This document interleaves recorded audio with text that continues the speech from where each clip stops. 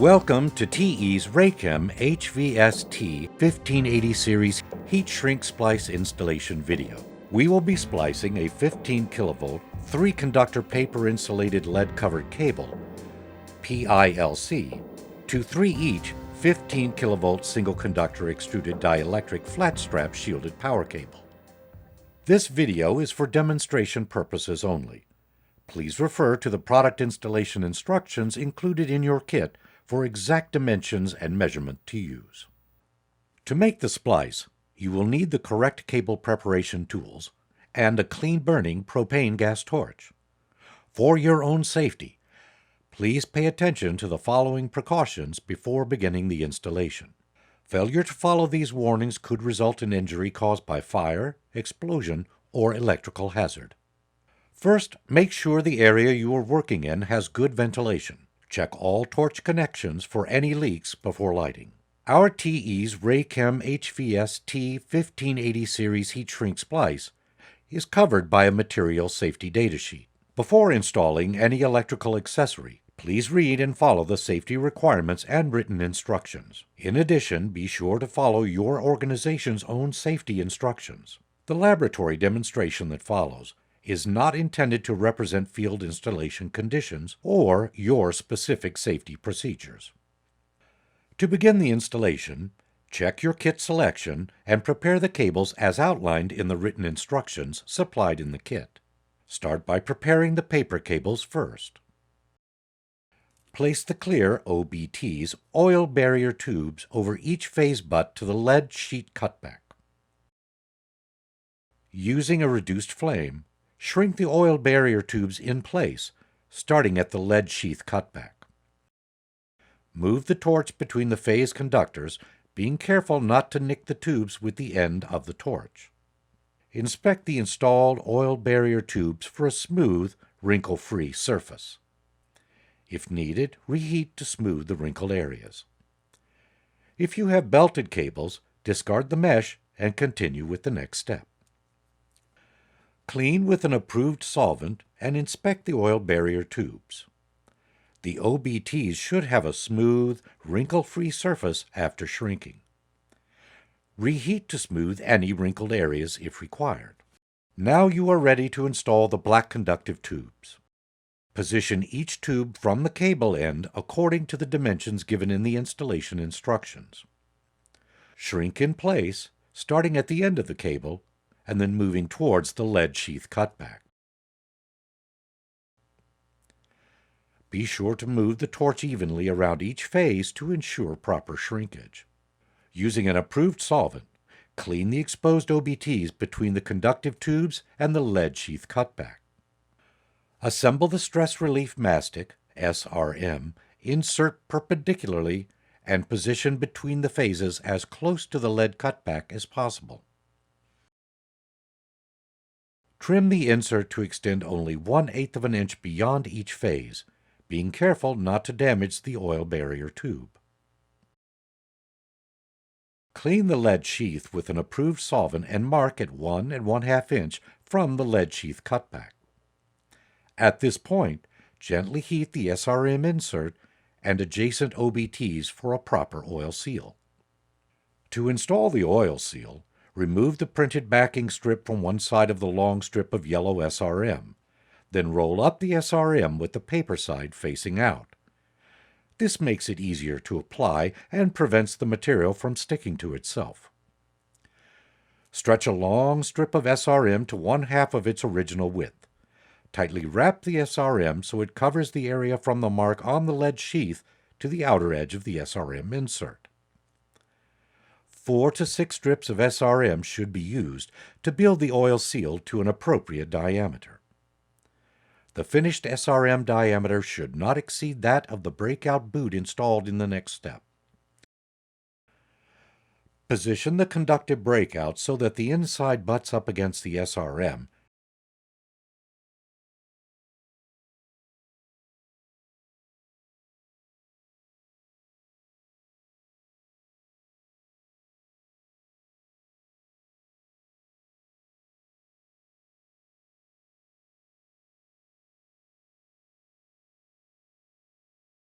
and then shrink into place, starting at the fingers and working towards the body. Continue to apply heat until the breakout has a smooth, uniform surface. Abrade the insulation of the polycables if necessary to remove any embedded semicon. Then clean the insulation as well as the polycable jackets for a minimum of 30 inches. Position the sealing breakout with fingers pointed away from the center of the splice. Then place one set of nested tubes over each clean polycable.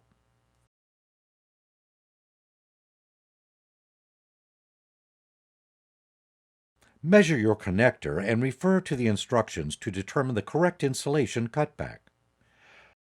Then remove the insulation from each phase. Install a solder block connector on each phase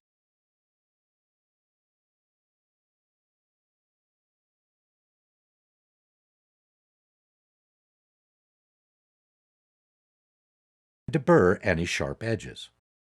Clean the insulation and connector areas of each phase using approved solvents.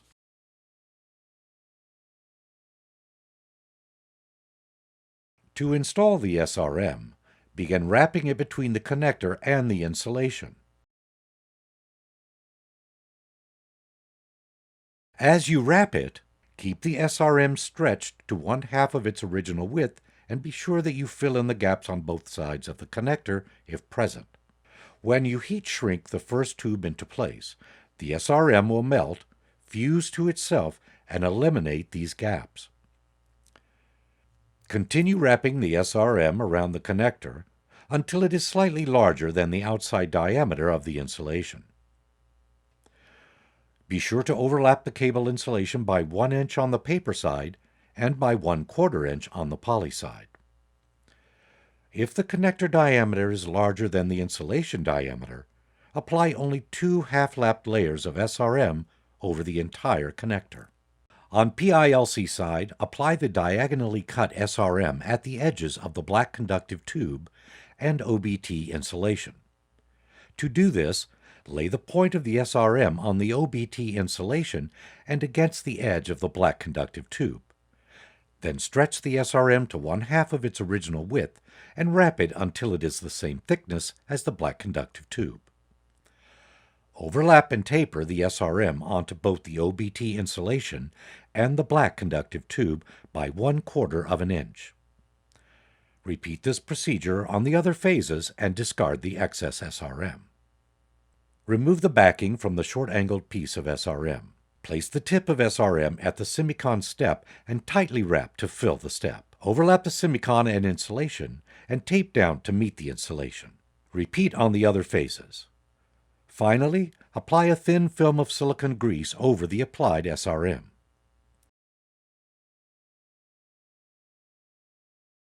Position the black stress control tubes. Ensure all 3 black stress control tubes are in place and shrink together using medium flame. Begin by adjusting your torch to achieve a 12-inch bushy flame. Then, starting at the center, shrink the tubes using a smooth brushing motion. Once the center has completely shrunk, slowly move the torch towards one end of the tubes, while holding it at a 45-degree angle. This preheats the tubes and forces air out to assure a smooth, void-free interface.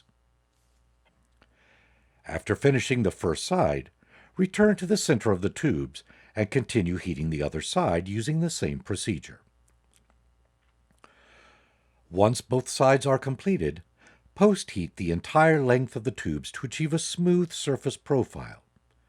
Using a gloved hand, be sure to check the installed tubes for even wall thickness and reheat any wrinkled areas. Apply the red internal sealant over the cable semicon, building it up to the level of the black conductive tube. This sealant will prevent moisture from entering the splice through a damaged cable jacket outside of the splice area.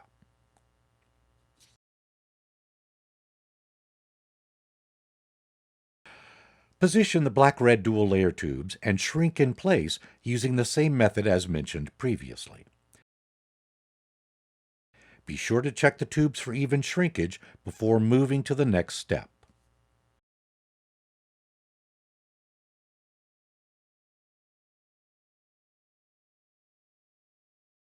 For the poly side, there are several methods of connecting the ground braid depending on the cable shielding type.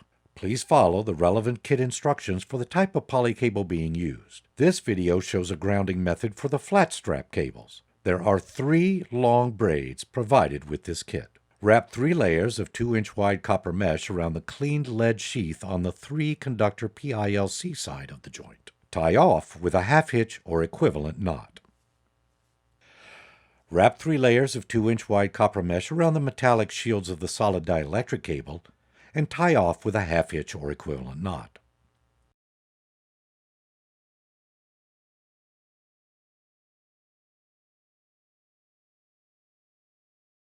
Lay the braid directly over the mesh.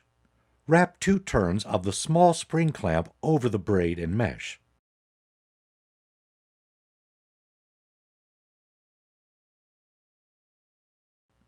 Fold back the braid over the spring clamp and complete wrapping the spring clamp over the braid. Excess braid should be going across the splice at this time. Repeat this step for remaining phases until all 3 phases are completed. Temporarily tape the braids into position. Any excess braid may be cut off or left over the splice. Lay the 3 braids across the joint evenly spaced around the joint circumference so that the braids overlap the mesh. The solder block is positioned over the jacket and aligned within the cable jacket cutback. Wrap 2 turns of the large spring clamp over the 3 braids and mesh. Fold the long end of the braid back over the spring clamp and wrap 2 additional turns. Fold the long end once more over the spring clamp and complete wrapping the spring clamp over the braid. The long end of the braid should be going across the splice at this time. Apply 1 wrap of the thick red sealant on the PILC jacket, fold the braids over the red mastic, and press the solder block into the red mastic. Apply 1 more wrap of red mastic over the solder block area of the braid. Apply the shielding mesh. Starting at the poly side, apply a half-lap layer of shielding mesh across the splice and tie off with a half-hitch.